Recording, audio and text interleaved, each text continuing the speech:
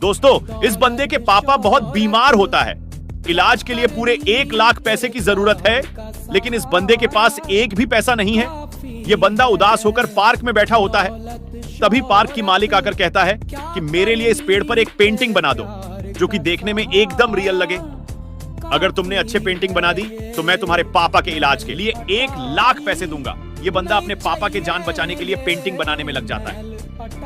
Last में यह बंदा एकदम रियल वाली पेंटिंग बनाता है और 1 लाख पैसे जीतकर अपने पापा की जान बचा लेता है। इस बंदे के लिए 1 लाइक और सब्सक्राइब तो बनता है।